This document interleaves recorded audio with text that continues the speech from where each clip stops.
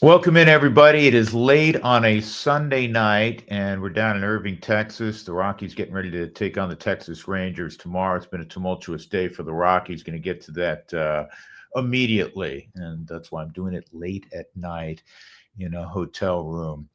Kind of an in between podcast, if you will, from when we normally come out.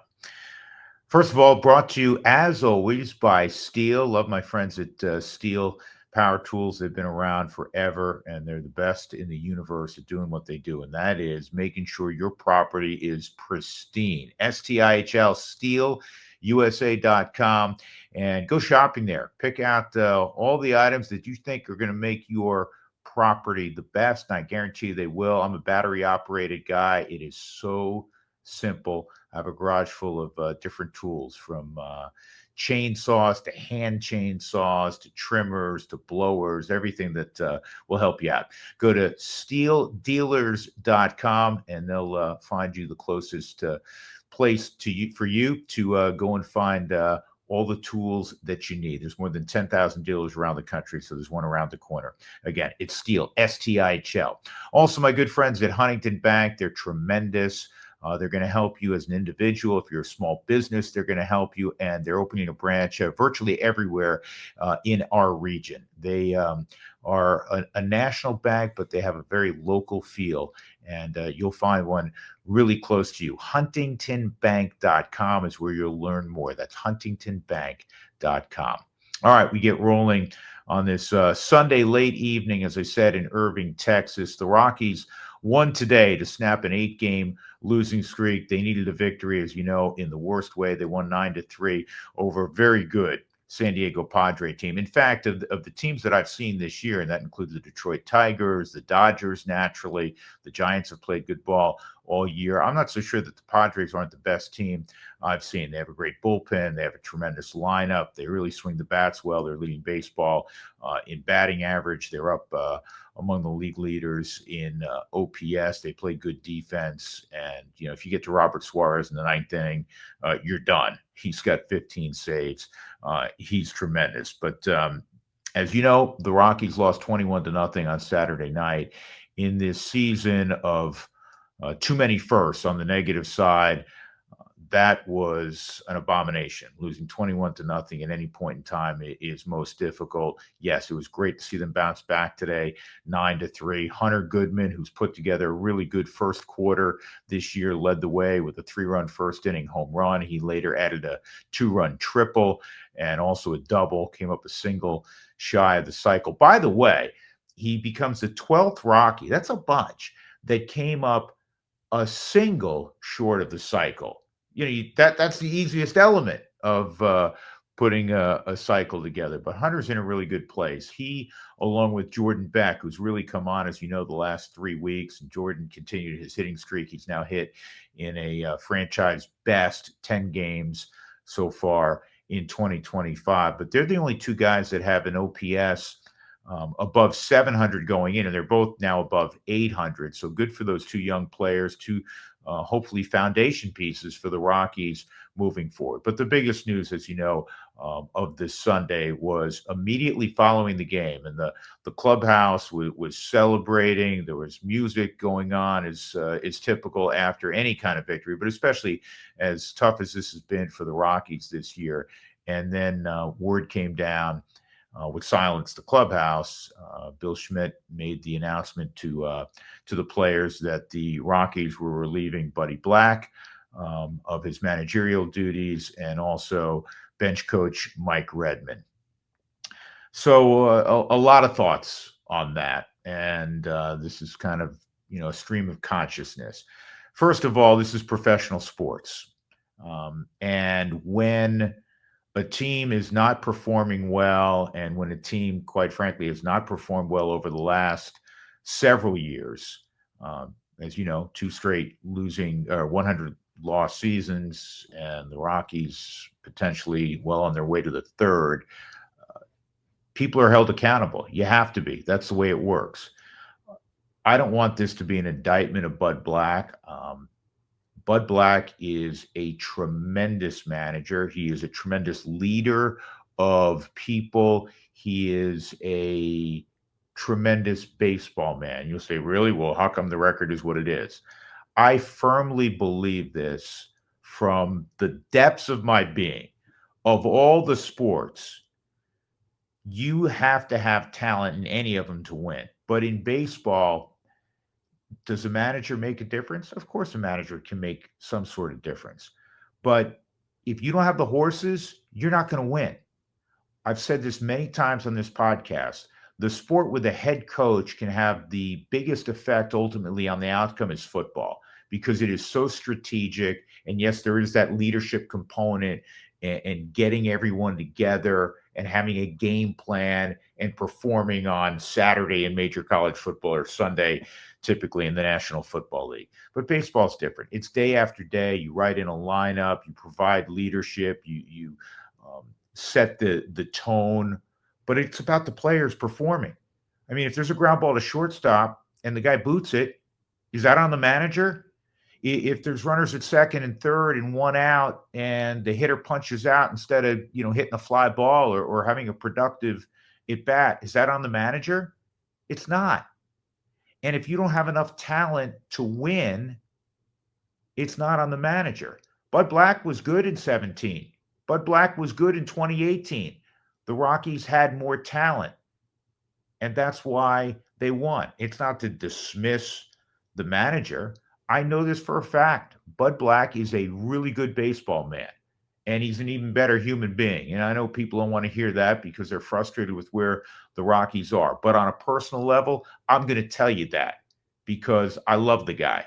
He is the absolute best. He treats people with unbelievable class in every situation. I have never seen him, whether the question from a reporter was the most foolish question you've ever heard, I've never, ever heard him demean someone. And he knows and remembers everyone. So when it comes to quality human beings, forget that it happens to be in the competitive world of professional sports. He is an A++++. Love him. Love the man. I wish him all the best going forward. I'm going to miss him on a personal and professional level, dealing with him every day. So that hurts. Mike Redmond, same thing. Mike's easygoing. Mike had a very solid big league career. Mike's been a manager. Mike is accountable. These are really good people that lost their job. And I know it also hurts inside that clubhouse because all of those players feel, I'm sure as I do, whether you wanted more playing time or not, usually you'll always find a couple, 3, 4 guys that, can't stand the leader in charge, the head coach, the manager. You won't find anybody who didn't like Bud Black because he treated everyone with such great respect. And so they're hurting in there also because they feel like they let him down. But I'll go back to something I said earlier. In professional sports, when you're not doing well and you haven't done well over a significant period of time, somebody or a bunch of somebodies are going to be held accountable ultimately. And the Rockies, much I'm sure to the frustration of many, have always been an organization that is very loyal, which is if you think about it in life, that's a great quality. It really is. I mean, most businesses don't have tremendous loyalty, and the Rockies have had tremendous loyalty. So now they've made a decision, and it's understandable given what's transpired that they're going to move on from Bud Black and from Mike Redmond. Warren Schaeffer, who I'll get to in a moment, is going to take over. He's been the third base coach. He's managed in the Rockies system in the past. He originally was a draft pick of the Rockies and played in the minor leagues for the Rockies. You have to have talent. I'm going to go back to that in any sport. And right now, the Rockies are short on talent. And there's a variety of reasons that they're short.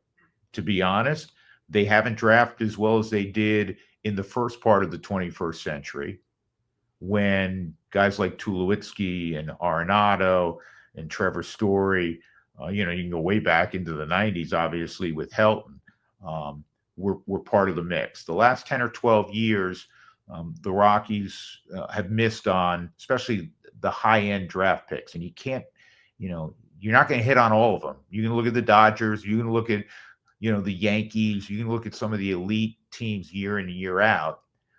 They don't hit on every first-round pick, but you got to hit on some, and you hopefully get lucky later on where, a third or fourth or fifth or eighth round pick becomes, a quality player. Look no further than some of my broadcast partners.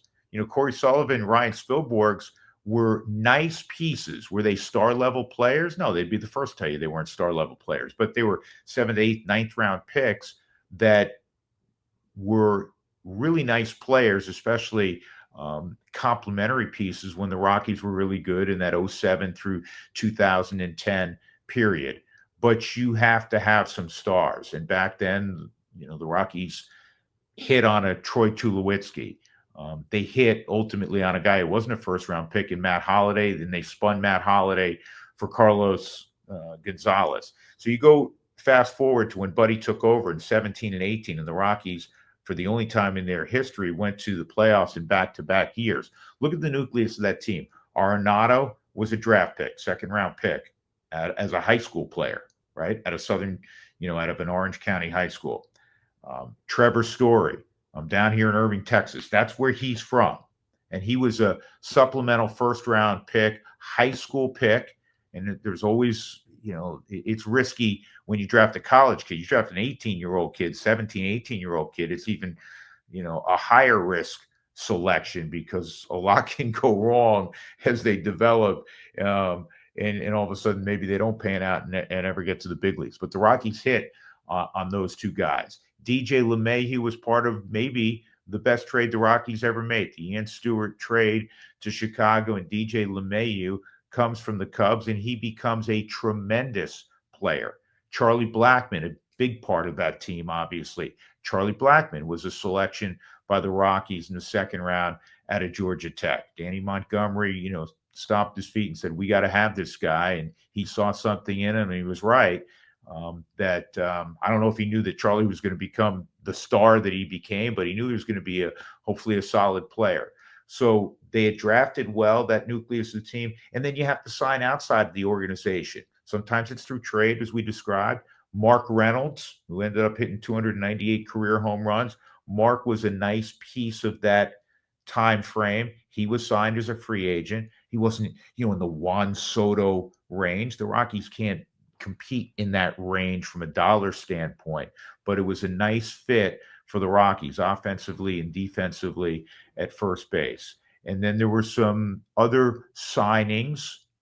Remember, that's when the Rockies kind of shored up their bullpen, led by Wade Davis, who initially was very good. He was a big name closer, obviously, on some World Series teams with the Kansas City Royals. And that, as I said, was the nucleus that they put together that was a good baseball team, a 90-plus win baseball team in 2018.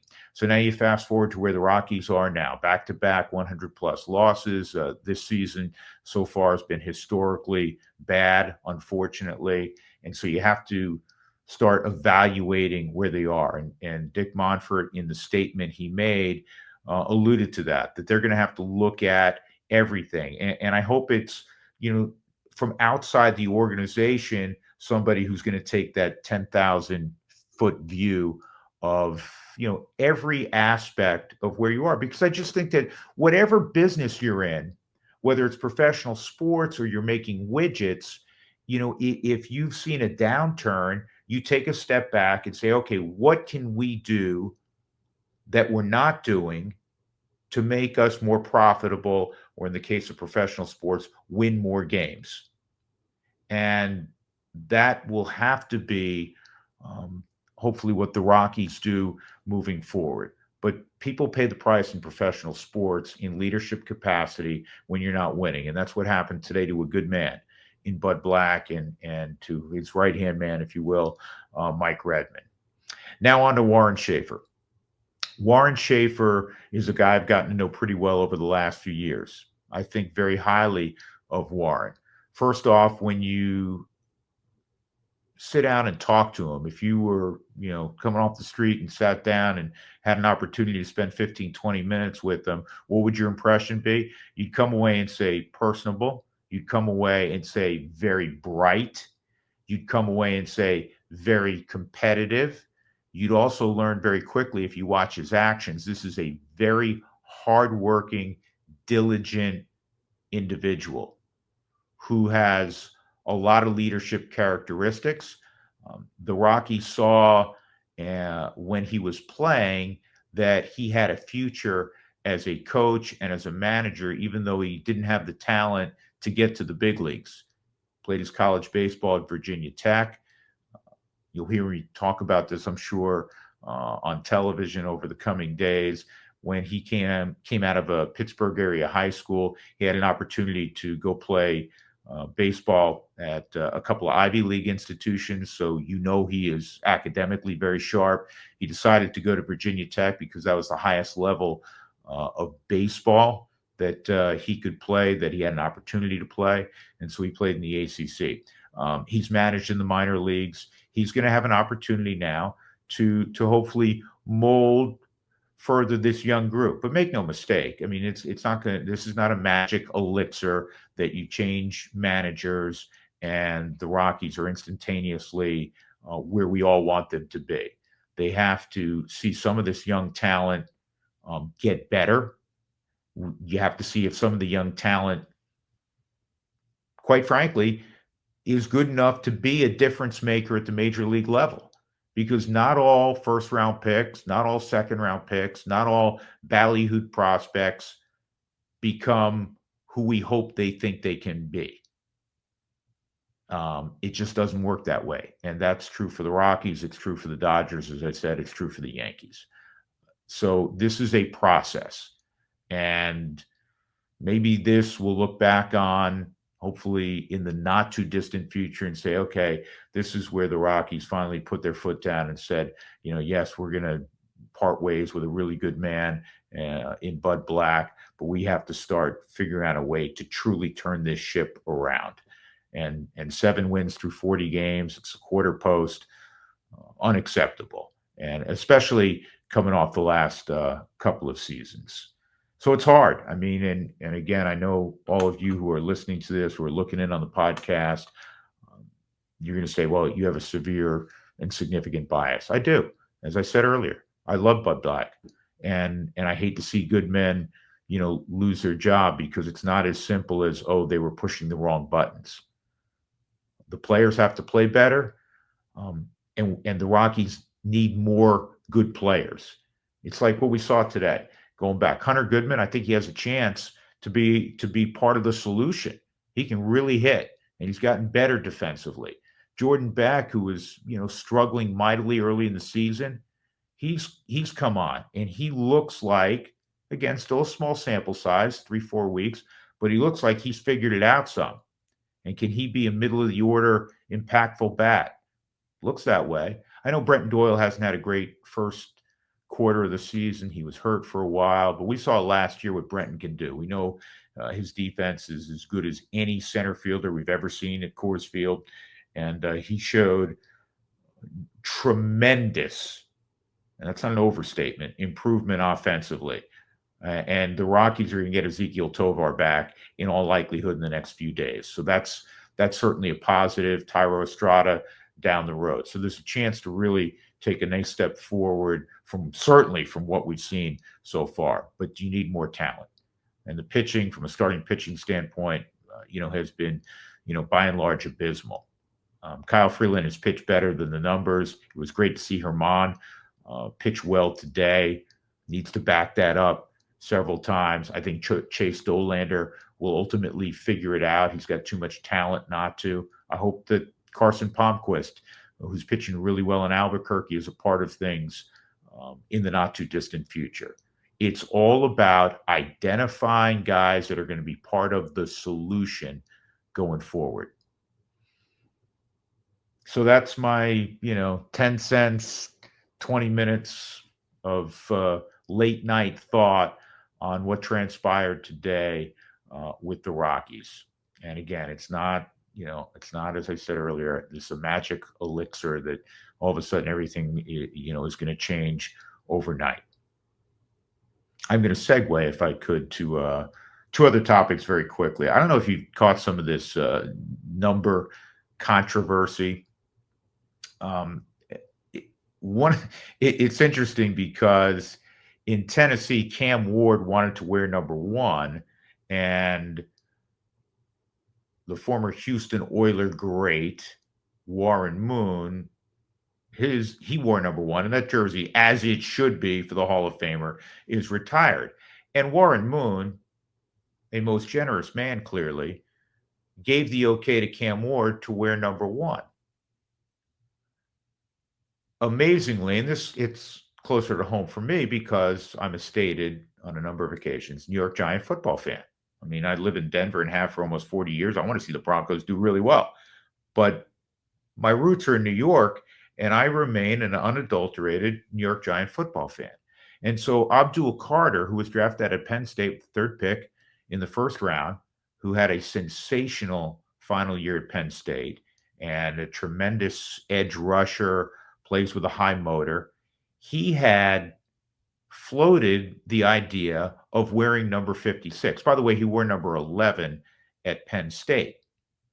So he floats this idea of wearing number 56, which was immortalized by Lawrence Taylor, or LT if you're in the New York metropolitan area, or really anywhere in football. At the professional level, you say LT, everybody says greatest outside linebacker ever, maybe one of the greatest defensive players ever, or number 1, perhaps, on all the great defensive players. He changed the game, how it was played. You just say LT, everybody knows who you're talking about.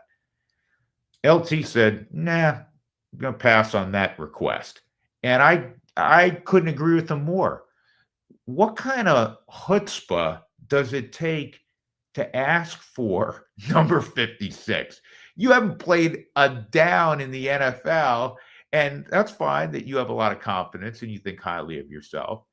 And you're going to ask for arguably the greatest defensive player in the history of the sport, certainly in the history of the New York Giants. You're going to ask for their number? Come on, man. That's why it's retired. And now for Abdul Carter, and I hope he has a Hall of Fame career because I'm a Giant fan. But I mean, where do you get the balls to ask for that? Now there's going to be, I'm not going to say a target on his back, but he's going to be scrutinized because he's the third pick in the draft. But you've now added some pressure to that, asking for, and again, thankfully denied by Lawrence Taylor, for number 56. I mean, Cam Ward, I didn't get that either. Why don't you take the number given to you, right? I'm sure he'd be offered, hey, what number do you like here? We got 2 available. We have 7 available. We have 6, whatever. And make that number ultimately over a long period of time, one that they want to retire because you made it famous. So I hope, again, specifically to Abdul Carter of the New York Giants, whatever number he ends up wearing, I hope he's so good that one day they retire that number. But 56, please, stay away. The Nuggets. Got to talk about the Nuggets for a moment. And, this is, I caught the last few minutes of the game. This was right before Bud Black, was dismissed today. It was after the Rockies had won 9-3. And, it was anybody's game at that point. Oklahoma City was down 2-1 in the series, as you know. It was anybody's game.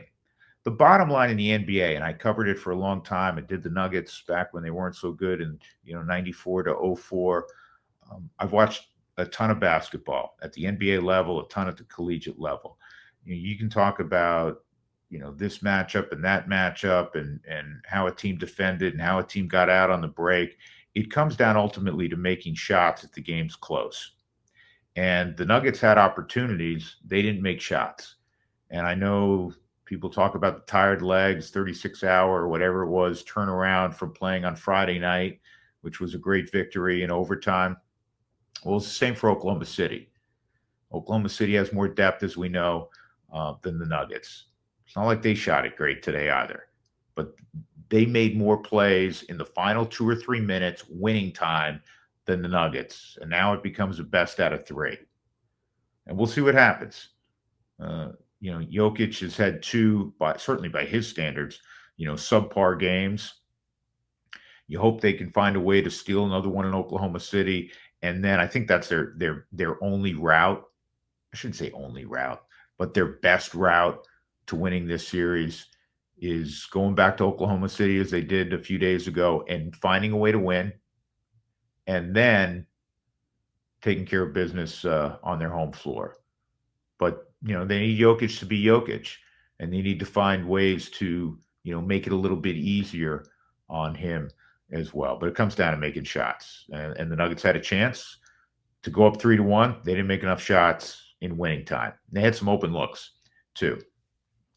Last thing I will leave you with, and I'm laughing as I get ready to talk about this for just a small amount of time, a moment, if you will. So Bill Belichick and his girlfriend, and forgive me, I can't even think of her name off the top of my head, and that is the essence of what I'm about to say. About a week ago, the biggest story, or one of the biggest stories in sports, was Bill Belichick's girlfriend controlling an interview, Bill Belichick's girlfriend having undue influence at the University of North Carolina in the football facility, and then supposedly she was banned from the football facility, and then North Carolina came out and said that's not the case. Here's the deal. I know Bill Belichick's in his 70s and his girlfriend's in her 20s. I don't give a shit. I could care less. I could care less who Bill Belichick dates. None of my business. Doesn't interest me at all. Yeah, he's 50 years older than her. So what? I don't care. Has no effect on my life. I don't want to read about it. I don't want to hear about it. I don't care. Bill Belichick is a football coach who had massive success in New England. And then after Tom Brady moved on, he didn't have much success. Is he still a great football coach? Absolutely. And we'll see how he does at North Carolina. That's about where my interest level ends. Who he dates, who he ultimately is married to or not married to, I could care less. I'm always flabbergasted by people's interests in other people's lives. Who gives a crap? And so that's how I'll leave you today. The Bill Belichick girlfriend story.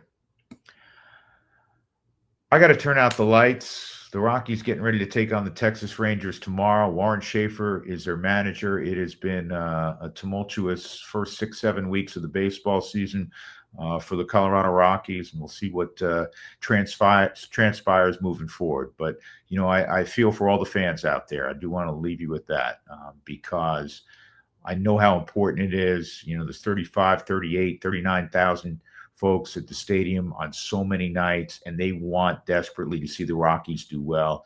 And I, as somebody who's, been with them for, 24 years as a play-by-play guy, and beyond that, when I was hosting pre and post game for them, I desperately, as a member of the community, want to see them do well and get it back to where it was, a handful of years ago. It's not easy in Denver. It's the hardest route to success in Major League Baseball because of the altitude. There is no denying that.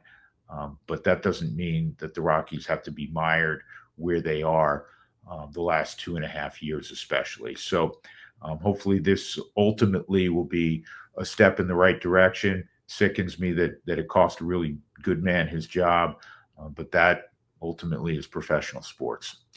We'll do it again in a handful of days. Stay well out there, everyone, and appreciate you listening as always. Big thanks to Marky and to Alex, who handle all the technical aspects of this program. Talk to you soon. Take care, everybody.